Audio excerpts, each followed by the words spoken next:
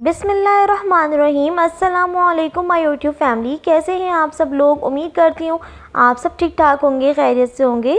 आज की वीडियो ख़ास कर उन माओं के लिए है जो मदर फीड करवाती हैं और साथ साथ रमज़ान के रोज़े भी रख रही हैं, या फिर वो माएँ जिनके जो है वो दूध सही से नहीं बनते हैं या कम बनते हैं, तो उनके लिए भी ये वीडियो बहुत ज़्यादा जो है वो बेनिफिशियल रहेगी। तो इस वीडियो को एंड तक देखिएगा। मेरे चैनल को प्लीज़ सब्सक्राइब किया करें, वीडियो को लाजमी लाइक किया करें, शेयर किया करें।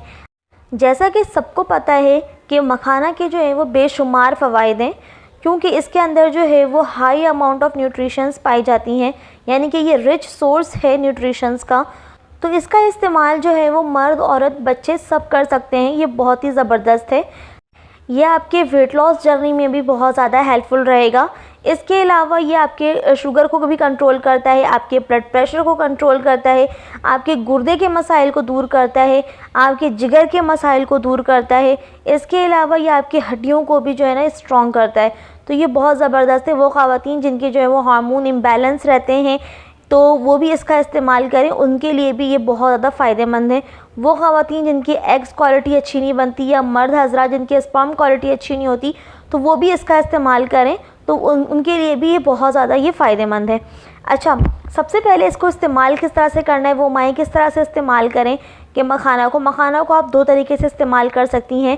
एक तो आप इसको दूध में डाल के पका कर इस्तेमाल कर सकती हैं इस तरह, यानी कि आपने क्या करना है कि आपने मखाना लेना है, हाफ़ बॉल आपने मखाना लें, उसे आप 1 कप दूध में पहले अच्छे से आपने उसको रोस्ट करना है। रोस्ट करने के बाद उसको आपने दूध में पका लेना है। आप चाहें तो उसको अच्छे से मिक्स कर लें, या फिर इस तरह से आप इस्तेमाल कर सकती हैं, खा सकती हैं। फ्लेवर के लिए जो है आप इसमें शुगर भी ऐड कर सकती हैं, आप चाहें तो जैगरी ऐड कर लें, या फिर आप इसमें हनी भी ऐड कर सकती हैं, और साथ में आप कुछ आलमंड्स वगैरह इसमें ऐड कर लें।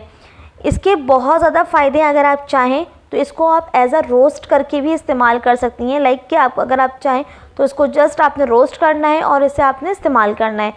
इस तरह भी पॉपकॉर्न की तरह आप इसको इस्तेमाल कर सकती हैं। ये बहुत फ़ायदेमंद है। ये दूध के बनने में, और या फिर जिनके दूध कम बनते हैं या नहीं बनते हैं, उसके लिए जो ये बहुत ज़्यादा फ़ायदेमंद है। आप इसका इस्तेमाल करें, रोज़े में लाजमी इस्तेमाल करें, इंशाअल्लाह आपको बहुत ज़्यादा फ़ायदा होगा। ये थी मेरी आज की वीडियो मखाना मिल्क के हवाले से। उम्मीद है कि आपको ये वीडियो पसंद आई होगी। इस वीडियो को ज़्यादा से ज़्यादा शेयर कीजिए, लाइक कीजिए, अपना ख्याल रखिए, मुझे दुआओं में याद रखें। अल्लाह।